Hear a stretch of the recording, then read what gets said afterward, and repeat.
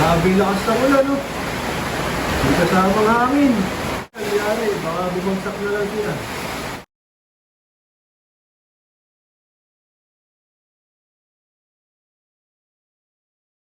Welcome back mga kalapatids. Maraming salamat sa Kalapatids Breeder and Flyer Mix ni Boss Ronald Gonzales. Maraming salamat sa Metacol, pampaganda ng balahibo at pampalakas ng atay. Sa Royal Feathers Bath Salt, pang scent bath mga kalapatids. Tulume 5-in-1, tamang-tama sa panahon ng tagulan. Tamang-tama ito ngayon mga kalapatids, ngayon may bagyo. Siyempre sa aming small but terrible na red drops. Isang patak, tanggal ang hanip at kuto. So, bali ito yung sitwasyon dito ngayon mga kalapatids. Ayan o, dahil sunod-sunod yung ulan. Tapos may tumutulo doon sa bubong.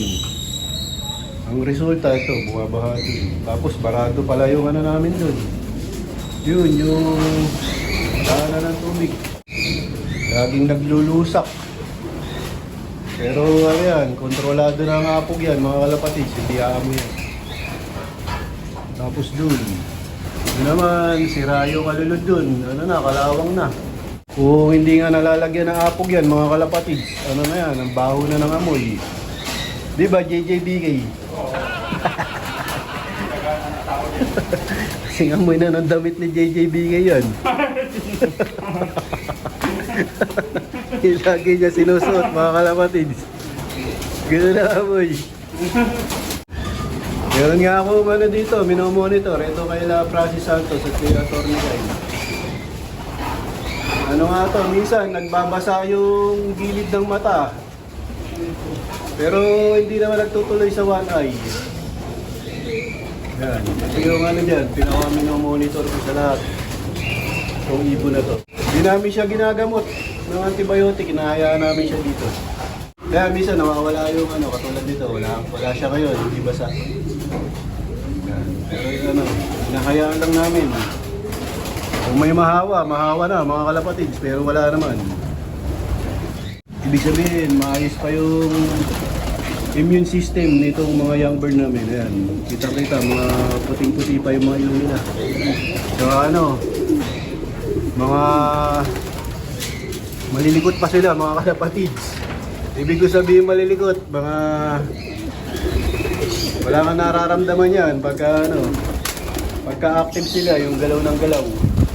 Pagka merong tumasang ano dyan, balahibo, o yung balahibo sa ano, tapos tagintigin. Yun na umpisa pag ano, wala na sila sa condition. Pero ngayon, maayos pa mga kalapatids.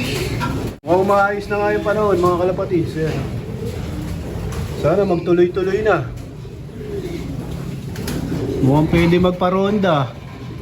Ayan o, maganda yung panahon mga kalapatids. Tingnan natin kung makakapagpakawala tayo. Ayan, limas. Sige, limas. Limas ngayon.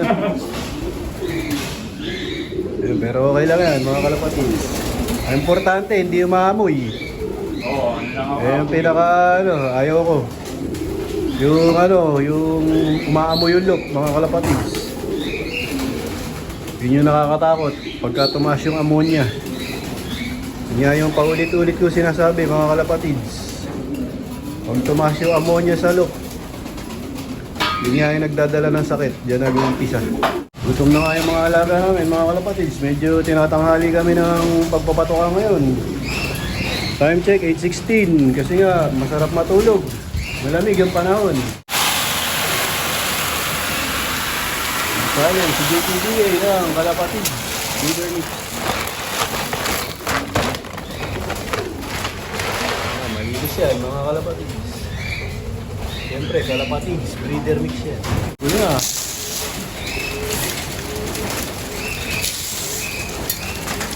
Ito sa Kalapatids Breeder Mix. Ito yan. Boss Ronald Gonzales.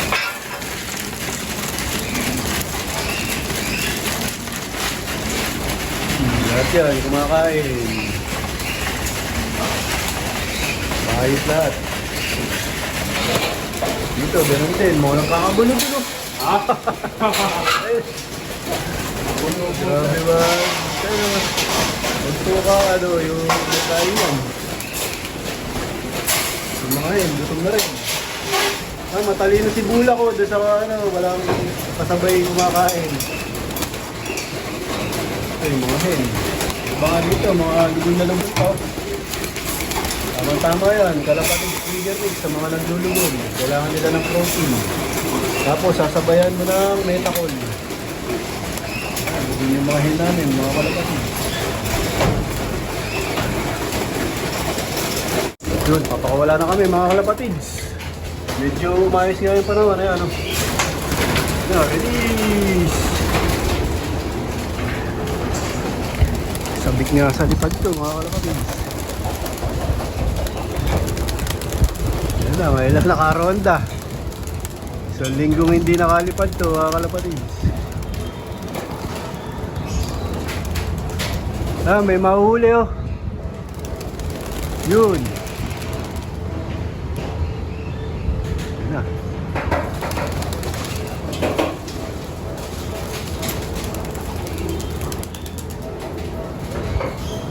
Ayun na isa, isang grupo. Pero ano, tingin ko hindi tatagal sa liparan to. Siya matagal natenga.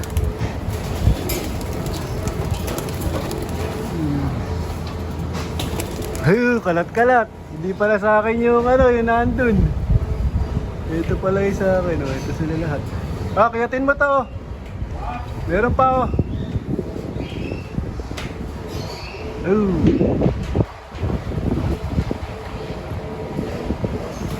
Ayan, nawala na naman yung araw.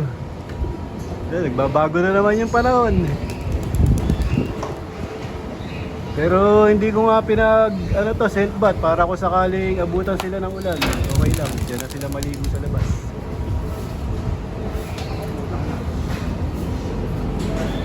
Ayan. May bata ito, napasabay oh. Hindi pa marunong oh. Pero hindi lalayo yan kasi matagal hindi lumipad. May sumalpok.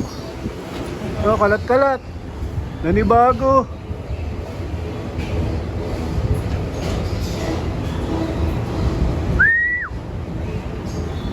May nagpaparonda na rin doon. Nakasingit ng paronda. Baba kagad to. Pagod to.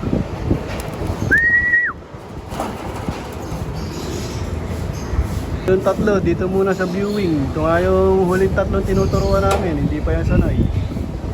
Hindi pa sila pwedeng isabay dito. Meron mapasabay na bata na hindi pa marunong. Kaya bababaan na dyan. Yung tatlo na to, ang tagal na nito. Nasa kulungan lang. Hindi, halos hindi rin nakapag-viewing to dahil sunod-sunod nga yung ulan. Kaya ngayon lang ulit sila nakalabas. Kaya dyan muna sila. Dito lang sila rumuronda. Hindi lumayo. Okay lang yan. Saka malakas yung hangin. Delikado, baka maserga. Wala sa kondisyon ng ronda nila ngayon oh.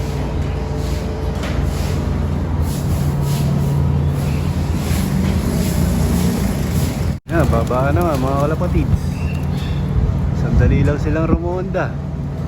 Kasi nga isang linggo silang hindi nakalipad. At least nakakasingit ng paronda. Ayan.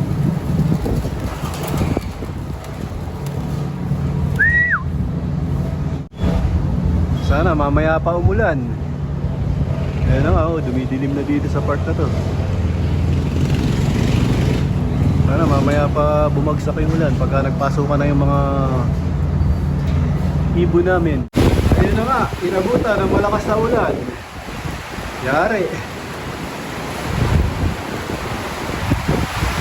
Lakas na. Buti na lang, nakababa na. Nung bumuhos yung malakas na ulan. Yun lang, malakas yung hangin.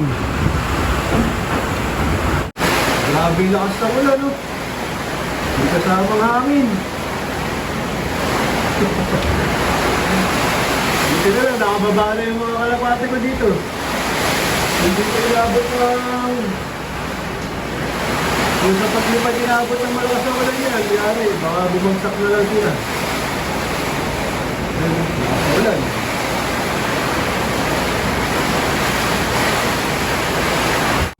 Ayos, nakaligo. Ayun, pinapagpag na yung ulan. Tumigil na yung malakas na ulan na may kasamang malakas na hangin. Nakalibre sa ligo. Uusok pa yung isa. Matagal nga yan, hindi naka-self-bath. Labasan na itong mga mahuhutak. Mga nagtago dito yan, nang malakas yung ulan. Mga gumala na. Parang hindi umulan ng malakas oh. Ayan o. Ayan o. Normal yung panahon dito mga kalapatids. Parang hindi dinaanan ng malakas na ulan. So dito ko na muna tatapusin ang video ko para sa araw na to. Please like, share, comment, subscribe. Keep safe. God bless. Ingat mga kalapatids.